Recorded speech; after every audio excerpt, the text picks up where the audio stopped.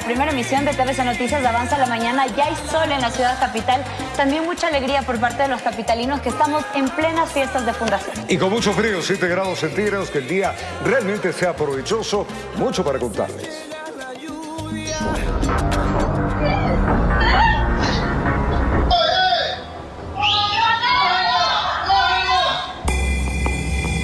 Con golpes, arrastrando a una mujer.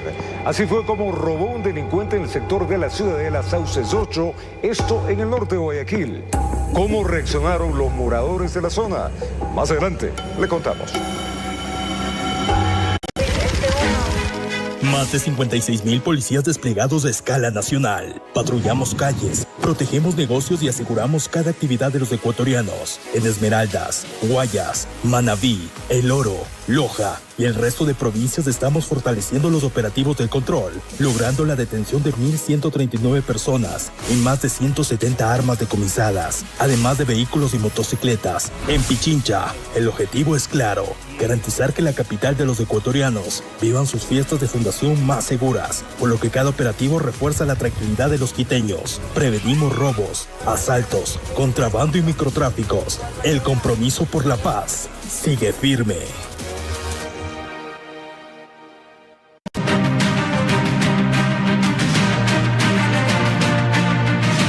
Las noticias más destacadas. Sin la posibilidad de impulsar una asamblea constituyente, la bancada oficialista buscará incluir una serie de modificaciones legales en materia de seguridad en las reformas del Código Orgánico Integral Penal. ADN plantea revivir artículos de la extinta Ley de Integridad Pública, tales como el régimen especial para los menores infractores, también un régimen especial para el crimen organizado. Luego de perder la consulta popular, la agenda legislativa de la bancada de ADN se centrará en impulsar proyectos ordinarios en materia de seguridad. Las reformas al Código Orgánico Integral Penal serán una prioridad para el oficialismo. La misma oposición, en varias de sus alocuciones, ha dicho que no se necesitan reformas a la Constitución, que tranquilamente existe la posibilidad de hacerlo mediante reformas legales. Bueno, ahora vamos a tomarles el pulso. La Comisión de Justicia y Estructura del Estado no solo tiene que ver el contexto político, sino también el contexto nacional que vivimos de inseguridad y que necesitamos un régimen especial, por ejemplo, para atacar el crimen organizado, respetando nuestra Constitución y los parámetros constitucionales para que luego no tengamos enfrentamientos con la Corte Constitucional. Los principales líderes de este bloque político afirman que insistirán en varios artículos de la Ley de Integridad Pública declarada inconstitucional por la Corte. Entre ellos, por ejemplo, el régimen especial para menores infractores, así como para delitos relacionados con el crimen organizado. Prisión preventiva para los delitos más fuertes en este país: narcotráfico, violaciones, asesinatos y demás. Fundamentalmente el régimen de los narcotraficantes, el régimen del asesinato, de la violación, de la extorsión, del femicidio y de todos estos crímenes tengan un tratamiento especial. El correísmo anunció su rechazo a estas reformas, pues dice no se puede contravenir el dictamen de la Corte e incluir artículos previamente sancionados. Además, subrayan, hay temas prioritarios por tratarse en la Asamblea. Lo prioritario en este momento es atender con medicamentos, atender con insumos, atender con profesionales especializados a nivel de la salud pública. Constitucionalistas indican que la Corte solo objetó la forma de las leyes urgentes, mas no su contenido. Sin embargo, enfatizan, no es posible incluir reformas sin una discusión apropiada en las comisiones. Muy probablemente, si es que fue así, que se agregaron cuestiones de segundo debate que no tuvieron los dos debates adecuados que dice la Ley Orgánica de la Función Legislativa, esta ley también podría contener una inconstitucionalidad por la forma. Además de las reformas al COIP, el oficialismo baraja la posibilidad de tratar enmiendas constitucionales como el registro de violadores y la reducción de facultades al Consejo de Participación Ciudadana, informó Álvaro Terán. Desde el oficialismo se descarta que la proforma presupuestaria de este 2026, presentada por el Ejecutivo y aprobada por la Asamblea Nacional, perjudique a las universidades públicas e institutos de educación superior por aparente recorte económico. Veamos. Con una aparente disminución de recursos económicos para las universidades, el Pleno del Legislativo aprobó la proforma presupuestaria para el ejercicio fiscal 2026. Hay una reducción de aproximadamente 129 millones de dólares en el sistema de educación superior, el sistema público de educación superior, y es contradictorio. Por una parte, por ejemplo, el último proceso electoral de consulta popular significó egresos por aproximadamente 1.400 millones de dólares entre subsidios, gasto electoral, compensaciones, y ahora se reduce al sistema de educación superior. A los cuestionamientos del analista económico Andrés Albuja, responde la asambleísta del oficialismo, Natalie Farinango. Primero, porque hay un mandato constitucional que todos los años tiene que haber un incremento en educación y salud del 0.5% del PIB. Esto cumple la proforma presupuestaria del año 2026. Como no hay dinero, pues pongo en el papel aguanta todo, al final no ejecuto tal como pasa este año. Farinango también prefiere hablar con cifras, a lo citado por el analista Osvaldo Landázuri. Refiere que al contrario de lo dicho existe un incremento en asignación de recursos que se da a las universidades públicas e institutos de educación superior, para lo cual se aplica diferentes criterios. Como ejecución presupuestaria, cuántos matriculados existen, niveles de investigación. Hay universidades que no han ejecutado sus saldos en el 2025 y esos saldos se les van a devolver porque a diferencia de otras instituciones públicas, los saldos de las universidades no se liquidan, o sea, no se terminan con el año fiscal, sino que se les devuelven esos saldos. Entre ellos, por ejemplo, la Universidad Central, que se les devolverán más de 12 millones de saldos no ejecutados. Por otro lado, Landázuri prefiere hacer un diagnóstico más amplio. Se habla de un equilibrio macroeconómico y eso es realmente incompatible con presentar un documento que tiene un déficit de 5.000, casi 500 millones de dólares, 5.400 y más millones de dólares. Por otro lado, necesidades de financiamiento de 16.000 millones de dólares, cifras que resultan difíciles de creer, de que se vayan a dar, como por ejemplo esos ingresos por capital de 8.000 millones y más de dólares, que realmente llevan a pensar en venta de activos estatales, concesiones, no se sabe. Ya sobre la marcha se verá si cuadran o no las cifras presentadas, informó Héctor Romero. El Consejo Nacional Electoral proclamó los resultados definitivos del referéndum y la consulta popular 2025, tras certificaciones que confirmaron la inexistencia de recursos pendientes en el CNE y en el Tribunal Contencioso Electoral. La entidad destacó que el proceso se ejecutó en apenas 60 días.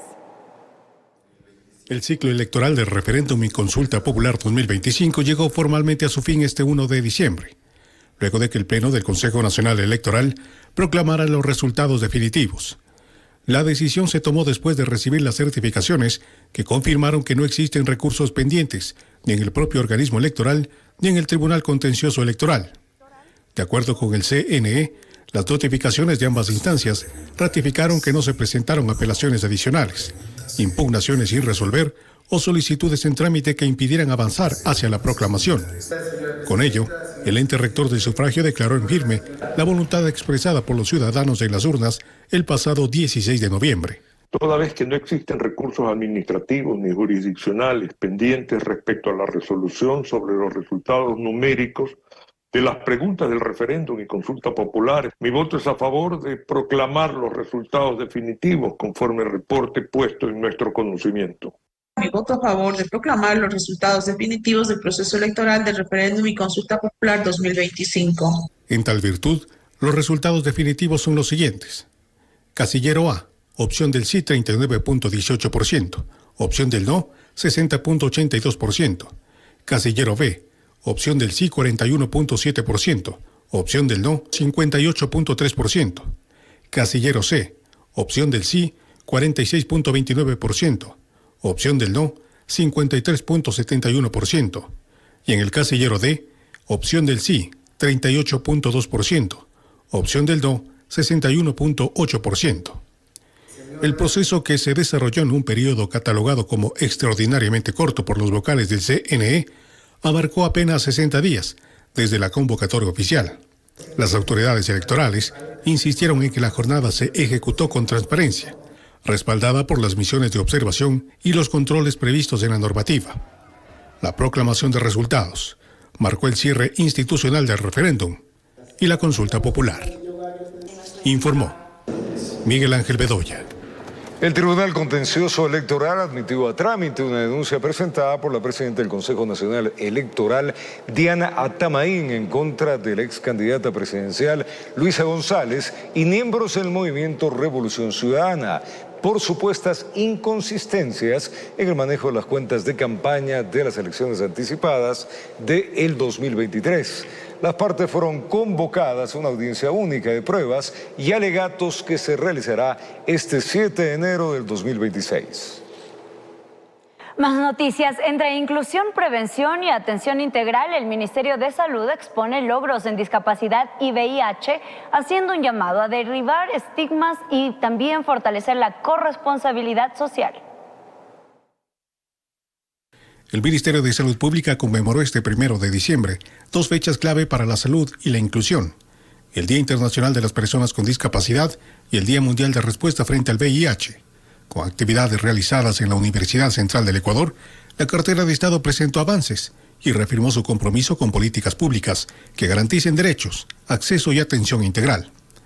Entre enero y octubre de 2025, el Ministerio de Salud registró más de 11.000 calificaciones y recalificaciones de discapacidad y emitió más de 1.600 autorizaciones de importación, fortaleciendo la autonomía y la calidad de vida de las personas con discapacidad. El Ministerio de Salud Pública ha desplegado en territorio 111 calificadores, tenemos más de 10.000 ayudas técnicas y más de 11.000 calificaciones. Esto es importante porque nosotros consideramos la igualdad, la equidad y sobre todo el respeto a todos aquellos que presentan una discapacidad. En paralelo, el Ministerio presentó los avances en respuesta nacional frente al VIH. En 2024, se reportaron más de 52.000 personas viviendo con VIH. El 92% conoce su diagnóstico. El 89% recibe tratamiento. Hemos aumentado el acceso a medicamentos, como vieron, hemos implementado programas de prevención y tratamiento y trabajamos para eliminar la discriminación y estigmatización hacia las personas que viven con VIH. La transmisión materno-infantil se redujo a solo 5 casos, alcanzando estándares internacionales. Tenemos un fondo estratégico a través del cual el país adquiere pruebas diagnósticas, también tratamientos para los pacientes, y creo que esa es una de las potencialidades que tenemos más en el país. En materia de inversión, en 2024 se han destinado más de 17 millones de dólares provenientes del presupuesto público y cerca de $700.000 de cooperación internacional. Para este 2025 el presupuesto invertido fue más de 11 millones y medio de dólares. El ministerio reiteró que estos esfuerzos no se limitan a una fecha simbólica, sino que forman parte de un trabajo sostenido para garantizar dignidad, igualdad y bienestar para todos, informó Miguel Ángel Bedoya.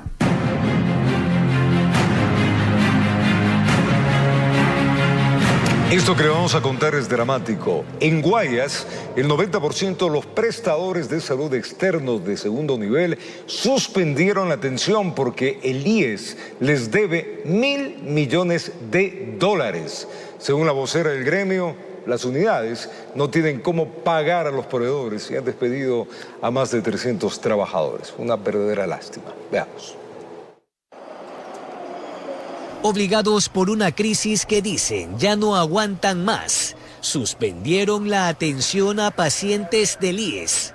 Son 37 de 40 prestadores de salud nivel 2 en Guayas que han plegado porque el IES les adeuda $1.000 millones desde el 2023. Son miles de dólares los que están impagos y por ese motivo ya no tenemos dinero para comprar los reactivos. Hay maquinarias que se han dejado de pagar y por ende ya hay denuncias en curso para nuestro prestador externo. Afirman que las prestaciones de los años 2023 y 2024 no han sido auditadas. Pero eso no es lo más grave, dicen. Los pagos de 2025 han sido proporcionales, con cantidades incluso a veces irrisorias de $90, $100, cuando la facturación ha sido de $200.000, $300.000 por el total de la atención que se ha brindado. 7 prestadores han quebrado porque los ingresos por las atenciones particulares no cubren los costos operativos. Es un tema que nos tiene bastante agobiados porque ya no tenemos de dónde financiar para pagarles ahora este mes sus 13º, por ejemplo. Hemos tenido que despedir, por lo menos siquiera se han despedido a unos 300 empleados en lo que va del año. No es todo. Tampoco pueden atender especialidades porque desde hace 2 meses el IES les pide un código de validación para que puedan proceder. Incluso para mandar una biometría se emita un código por paciente. Ellos dijeron que esto va a demorar de 15 a 20 días, pero en realidad la normativa les deja que no nos puedan responder dentro de 30 días. Solicitamos una entrevista con el presidente del Consejo Directivo del IES, Bernardo Cordobés. En la Dirección Nacional de Comunicación precisaron que está pidiendo un informe para conocer balances, abonos y deuda consolidada. Más de 2 millones de afiliados y jubilados que acuden a estas unidades deben esperar un turno en los hospitales del IES, informó Jorge Escobar.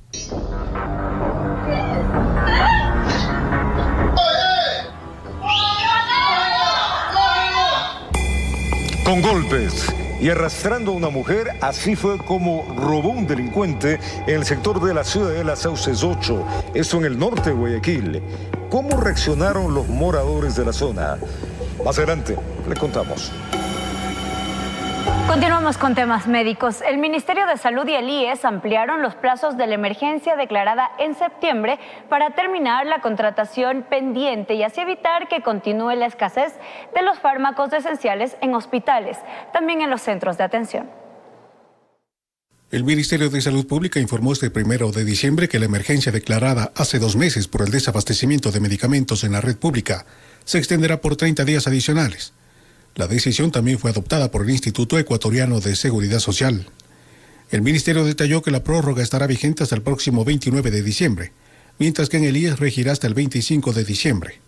La medida busca finalizar los procesos de adquisición ya iniciados, sin permitir la apertura de nuevas contrataciones. En su comunicado, la cartera de Estado precisó que la extensión garantiza la culminación adecuada de los procesos y el abastecimiento oportuno en los establecimientos de salud. Además, señaló que la entrega de medicamentos y dispositivos médicos se realizará conforme avancen los procesos contractuales en cada provincia. La emergencia fue declarada a finales de septiembre de 2025, cuando la falta de medicamentos alcanzó un punto crítico en hospitales del Ministerio de Salud y del IES. Los faltantes incluían productos básicos como insulina, morfina, amoxicilina y medicamentos utilizados en tratamientos oncológicos, lo que generó preocupación en pacientes y personal médico. El informe técnico que respaldó la declaratoria del Ministerio de Salud reveló que el abastecimiento promedio en las 168 unidades operativas apenas llegaba al 61%. La situación era aún más compleja en los hospitales. De 188 centros especializados básicos, 60 registraban niveles de stock inferiores al 80%, lo que comprometía la continuidad de tratamientos. Con esta ampliación, las autoridades sanitarias buscan cerrar los procesos pendientes y restablecer la disponibilidad de medicamentos en el sistema público. El Ministerio de Salud aseguró que el objetivo es normalizar el suministro antes de finalizar el año. Informó Miguel Ángel Bedoya.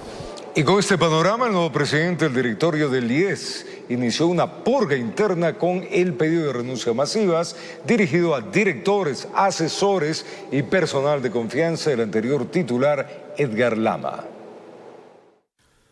En su primer gran movimiento dentro del Instituto Ecuatoriano de Seguridad Social, Bernardo Cordobés, recién posesionado como presidente del Consejo Directivo, solicitó la renuncia de más de 80 funcionarios que integraron el equipo de su antecesor, Edgar Lama. La instrucción consta en un documento de Quipux enviado el pasado 30 de noviembre, apenas unos días después de asumir el cargo. El primero en la lista fue Francisco Javier Abad, director general del Seguro Social, quien ocupaba el cargo desde el 24 de junio anterior. Abad no contaba con experiencia previa en el ámbito del servicio público, pero había sido una de las principales figuras de confianza de Lama dentro del IES. El memorando, dirigido a funcionarios de nivel jerárquico superior, solicita formalmente que pongan a disposición sus cargos, es decir, que presenten sus renuncias. No se conocía si la medida correspondía únicamente a una formalidad administrativa o si implicaría una renovación integral del equipo con salidas inmediatas. El pedido incluye también al personal de confianza del anterior titular del Consejo Directivo, entre ellos la prosecretaria del cuerpo colegiado, además de cargos de asesoría, junto con otros colaboradores cercanos. Bernardo Cordobés asumió la presidencia del Consejo Directivo del IES luego de haberse desempeñado como gerente del Banco del Instituto Ecuatoriano de Seguridad Social desde el pasado 13 de mayo. Su llegada al organismo marca un giro en la conducción institucional, en medio de un escenario donde persisten cuestionamientos sobre la gestión administrativa, la estabilidad interna y la crisis financiera del sistema de pensiones. La reestructuración del equipo directivo sería una de las primeras señales para medir el rumbo que tomará el IES bajo la nueva administración. Informó Miguel Ángel Bedoya. En Esmeraldas, la policía detuvo a un hombre presuntamente involucrado en asesinato de un comerciante en el sector de El Malecón. La víctima fue acribillada en el interior de su local comercial mientras atendía a sus clientes. El hecho ocurrió en el sector de la Parada 10 entre las calles Franklin Tello y Avenida Guayaquil en el norte de la ciudad de Esmeraldas. Al local llegan dos sujetos en una motocicleta y camuflados como clientes se acercaron a sus víctimas. Sin importar que habían varias personas en su alrededor, el mercenario disparó a sangre fría contra los comerciantes. El delincuente realizó varios disparos en contra de dos hombres que se encontraban atendiendo el local. Al parecer estaba direccionado en contra de Wilson Jaramillo, de 54 años de edad, propietario del lugar y quien presuntamente se habría negado a pagar las famosas vacunas en días pasados. Kevin Che, de 27 años de edad, quedó gravemente herido tras recibir 3 impactos de bala en el tórax y abdomen y fue trasladado a una casa asistencial. Tras el hecho, personal especializado de la Policía Nacional se activó para dar con el paradero de los atacantes. La explotación de las cámaras de seguridad fue importante para recopilar la mayor cantidad de indicios. Y fue así que lograron la aprehensión de Juan P., presunto implicado en esta muerte violenta. En poder del sospechoso, las autoridades también incautaron una motocicleta, un teléfono celular y un vehículo, los mismos que serán periciados para continuar con las investigaciones. Informó Mauricio Sánchez. Cámaras de seguridad captaron un asalto en el sector de la ciudad de Las Sauces 8 en el norte de Guayaquil. La comunidad de la zona se unió para atrapar al delincuente.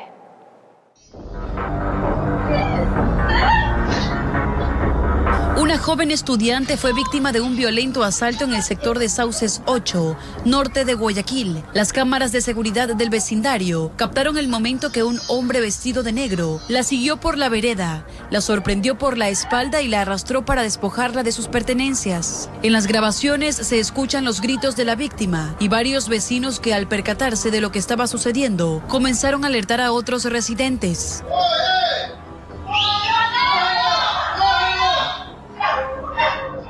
Minutos después del hecho, los vecinos difundieron el video que capta el violento asalto y fue ahí donde ejecutaron la coordinación entre los residentes y la policía del circuito para dar con el paradero del delincuente. Se lo cogió y se lo cogió más allá y se le quitó el teléfono, se le devolvió a la chica y ya pues se le advirtió que ya por aquí no vuelva. Y nosotros aquí todos nos unimos, tenemos un grupo en el cual vemos, por ejemplo, por allá un carro sospechoso, un moto sospechoso, enseguida nos coordinamos también con la policía y le damos cacería y al que se lo puede se lo saca soplado y al que se lo agarra robando se le da duro. Aquí en Sauces 8 no viven ladrones, aquí nadie roba. Por eso toda persona que viene a robar viene de afuera, viene de aquí arriba de Las Lomas, de Batión, vienen de otros lados. Entonces ya uno lo ve, ya sabe que no es de aquí, sabe que no es conocido, entonces ya le pelamos el ojo. Lo que más resalta entre los testimonios es la rápida acción de los vecinos, quienes actuaron de forma inmediata para evitar que este tipo de delincuentes sigan aprovechándose de mujeres que transitan solas. Créanme lo que las mujeres ya no podían pasar por los callejones, salían a comprar a las tiendas, lo cogían y ese man andaba con una punta o una pistola de juguete en una moto. Le robaba, pero robaba solo mujeres. Oiga, hasta que se le dio cacería ahí en toda la esquina lo cogimos. Los muchachos del sector deben de cuidar su sector para que así ayudar en algo en la seguridad. Informó Eimi Moreno. Un conductor murió tras ser acribillado cuando iba en su vehículo por el sector de Mapasingue, en el norte de Guayaquil. Una mujer, quien se movilizaba a bordo de una moto junto a un hombre, le disparó y tras el ataque le robaron una maleta. Este video, captado por cámaras de seguridad, registró el ataque armado que acabó con la vida de un hombre cuando circulaba por el cerro de Mapasingue. Ocurrió este lunes a las 8:30 y 2 personas en moto le cierran el paso al conductor de 44 años, que es baleado y pierde el control del vehículo volcándose en una bajada. El cuerpo de la víctima quedó atrapado bajo el carro y fue necesario que los bomberos trabajaran en la escena con herramientas especiales para mover el automotor. Al mismo tiempo, los agentes de la DINASET revisaron las cámaras de seguridad y empezaron con la búsqueda de los asesinos. Que la motocicleta, de acuerdo a las placas que se está ya levantando, y esto como un dato previo, está constando, registra como robo. O está constando como robado esta motocicleta. Entonces, vuelvo y repito, es un proceso, esperemos Dios mediante dentro de la fragancia tener resultados oportunos y dar a conocer a la ciudadanía. Les llamó la atención una persona de cabello largo y apariencia femenina que se acerca a la víctima para aparentemente quitarle un paquete tras ser baleado. Cuando el momento de que se ejecuta este asesinato, se va sustrayendo una maleta posiblemente de color negra. Entonces, obviamente, esto estará dentro de la investigación y ahí verdaderamente conoceremos cuáles fueron realmente las verdaderas motivaciones tanto de la violencia como del robo de esta maleta. La policía en la escena también reveló que una segunda persona iba en el vehículo, que resultó herida y que están en su búsqueda. Hay una persona herida, no conocemos, no sabemos, hemos hecho un rastreo en todos los centros de atención médica, todavía no ha ingresado esta persona, entonces queremos llegar y mejor, si a través de los medios de comunicación sabemos y nos dan un dato importante con respecto a esta persona y en qué centro de salud se encuentra, como para también levantar este dato, esta información que también nos permitirá saber la motivación de este evento. ¿Hombre o mujer el herido? Posiblemente una mujer. Informó Carolina Pimentel. Y en Manabí hallaron 6 cadáveres calcinados en un vehículo en la vía El Carmen Pedernales. Los cuerpos estaban semidesnudos, maniatados y calcinados. El hallazgo ocurrió la mañana de este lunes. 6 cadáveres estaban semidesnudos, maniatados y calcinados, junto a un carro también en llamas. Esto fue en la vía El Carmen Pedernales, provincia de Manabí.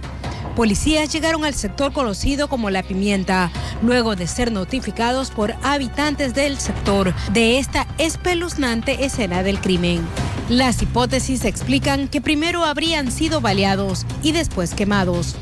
Sus identidades aún se desconocen. Antes de levantar los cuerpos, agentes investigativos llevaron a cabo las pericias respectivas para esclarecer el móvil y los autores de esta nueva masacre. Hasta el momento, las autoridades no han dado declaraciones oficiales sobre este caso, informó Maite Morán.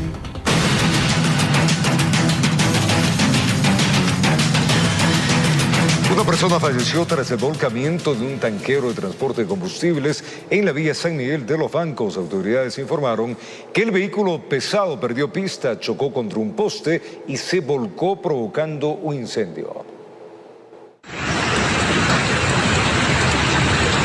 La estela de fuego por el combustible derramado causó pánico en los moradores del sector del puente de Malaute, en San Miguel de los Bancos, norte de la provincia de Pichincha. Un tanquero de combustible que circulaba por el kilómetro 37 de la vía perdió pista, chocó contra un poste de energía eléctrica, se volcó y posteriormente se incendió en medio de la carretera. Personal del Cuerpo de Bomberos del Cantón atendió la emergencia y evitó que la misma escalara a mayores. Desafortunadamente, producto del incendio, una persona resultó fallecida tras quedar carbonizada. Por las características del material inflamable que llevaba el tanquero, la vía permaneció cerrada al tránsito vehicular por varias horas. Funcionarios de San Miguel de los Bancos, Santo Domingo y Quito tuvieron que intervenir para realizar labores de enfriamiento y asegurar completamente la zona, así como trasvasar el resto del combustible. Informó Mauricio Sánchez.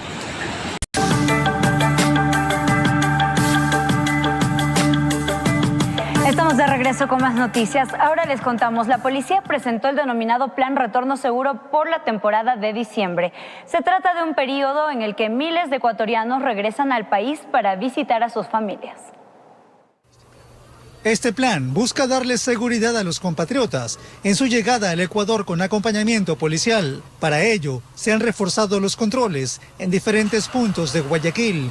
El teniente coronel Jairo Burbano, jefe subrogante del distrito Modelo, da detalles de las acciones ejecutadas. Hemos reforzado nuestra presencia policial nuestra presencia operativa en el Aeropuerto Internacional José Joaquín de Olmedo, así como en las principales vías de acceso como terminal terrestre, zonas comerciales y sectores residenciales de la ciudad.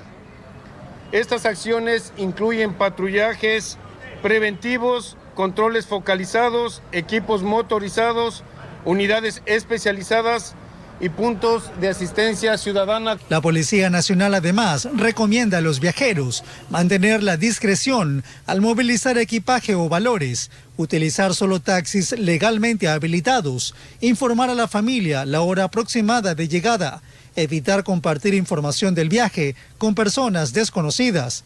Ante cualquier situación inusual, comunicarse de inmediato al ECU 911 o a la policía. Se tiene previsto que un promedio de 3.000 personas lleguen diariamente en 22 vuelos durante diciembre, es decir, un total aproximado de 90.000 personas. Es un trabajo articulado, TAXA como administración del aeropuerto y la Policía Nacional anualmente vienen haciendo este operativo y la mejor forma de recibir a nuestros compatriotas es darles la seguridad que requieren. Este servicio es gratuito y usted lo puede solicitar llamando al ECU 911. Además, la policía pone a disposición los servicios como botón de seguridad, encargos domiciliarios y acompañamiento policial en zonas de alta afluencia de personas, informó Wilber Quiñones. El gobierno nacional anunció la ampliación del servicio de pasaportes sin turno, esto hasta el 31 de diciembre. La medida se aplicará en 27 agencias del registro civil, esto en todo el país. Si usted está interesado en acceder a este servicio, en el siguiente reportaje encontrará horarios y detalles de los mismos. El presidente Daniel Noboa dispuso la extensión del servicio de emisión de pasaportes sin turno, el cual estará disponible hasta el 31 de diciembre de 2025 en 27 agencias del registro civil a nivel nacional, en un horario de 8 horas a 17 horas. Las tarifas se mantienen sin cambios, $90 para adultos y menores, $45 para adultos mayores, y esta no tiene costo para personas con discapacidad igual o superior al 30%. Los pagos pueden realizarse mediante la agencia virtual, banca corresponsal o en las ventanillas del registro civil. En Quito, Guayaquil y Cuenca, por contar con puntos de impresión, el pasaporte se entrega el mismo día. En las demás agencias, el tiempo de entrega es de hasta 8 días laborales. Para acceder al servicio, los usuarios deben presentar su comprobante de pago, cédula de identidad vigente y, de tenerlo, el pasaporte anterior.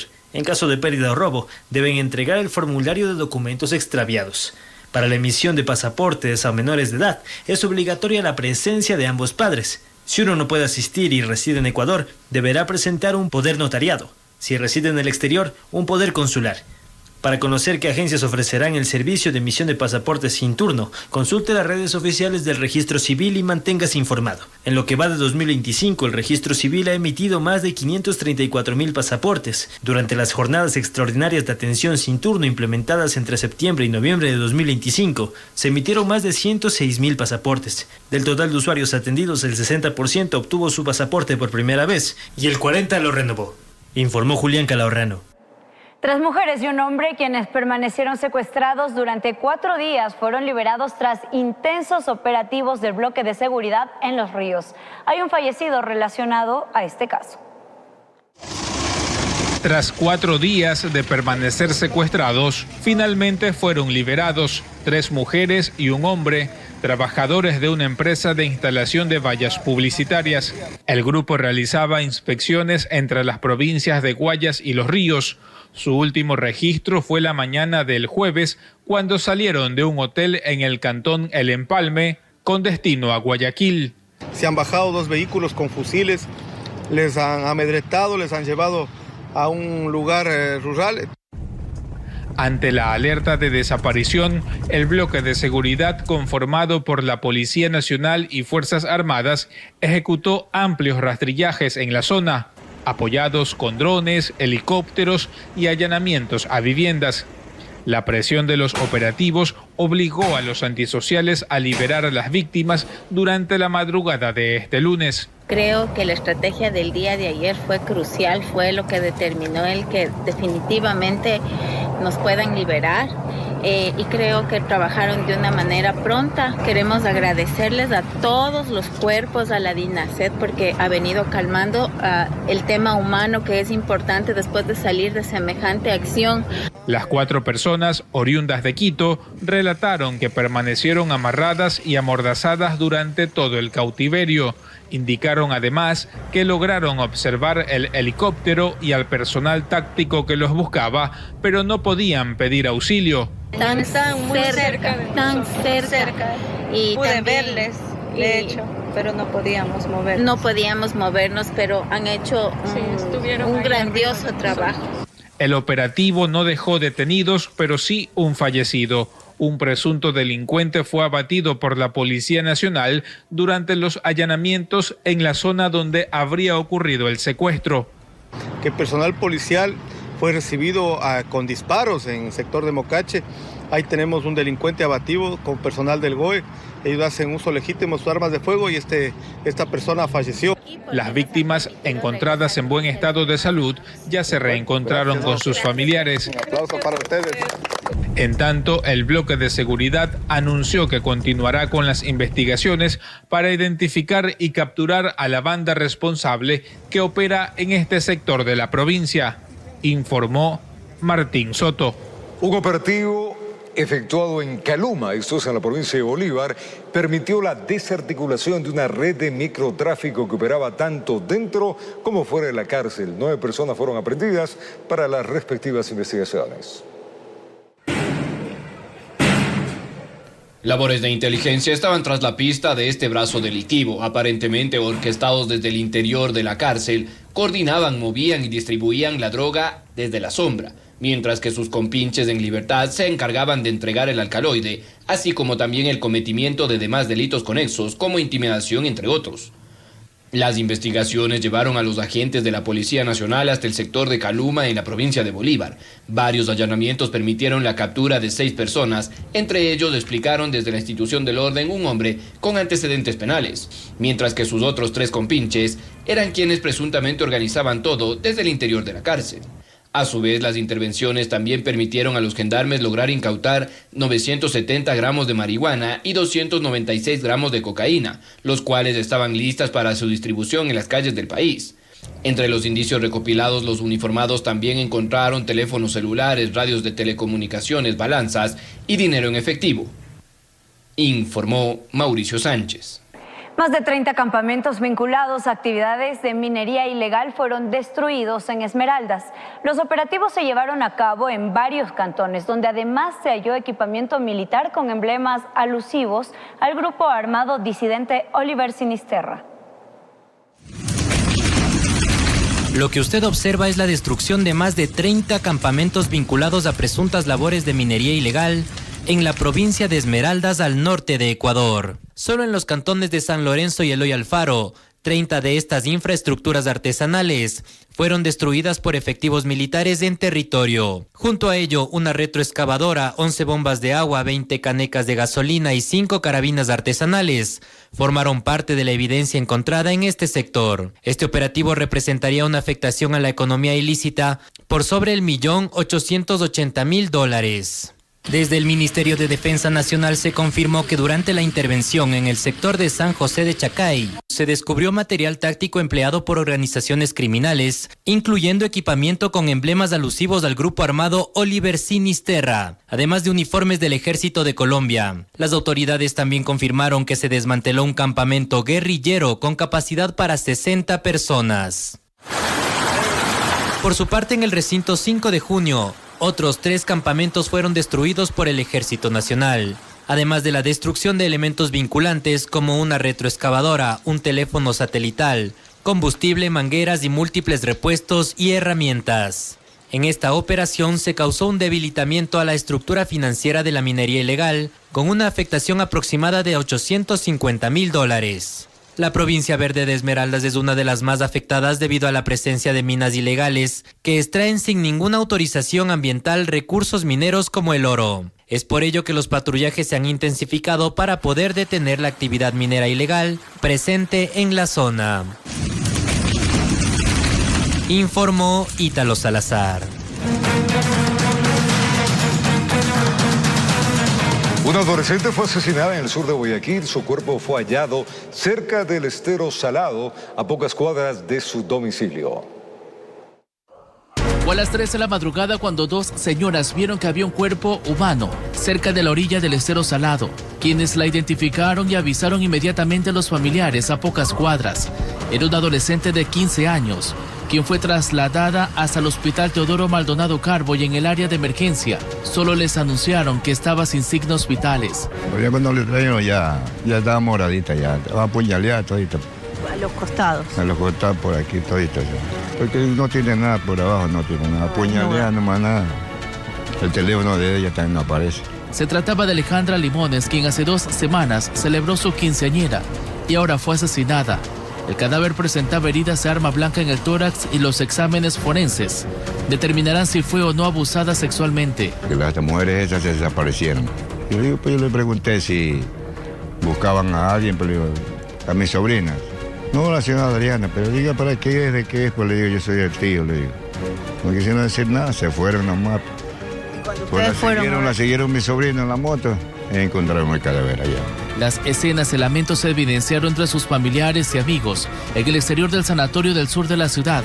El cadáver fue retirado de estas instalaciones y posteriormente trasladado hasta el laboratorio de criminalística, donde en el exterior los allegados se mezclaron en otra escena que por acá es normal. Decenas de ciudadanos esperando retirar otros féretros. Sin duda, como andaba en 15 años ya enamorada por ahí, la han esperado, la digo que el enamorado ha salido ahí, te espero afuera, se la ha llevado. Me apareció, ya apareció mañana. La policía investiga con qué fines ella salió de la casa la noche del domingo y quienes cometieron este hecho violento, informó Charlie Pisa. Es lo que le dicen, si gritas, si quieres vivir, cállate. Así fue como delincuentes golpearon a un adulto mayor y se llevaron su vehículo. La víctima denuncia que llamaron por 7 ocasiones al ECU 911 y no tuvieron respuesta.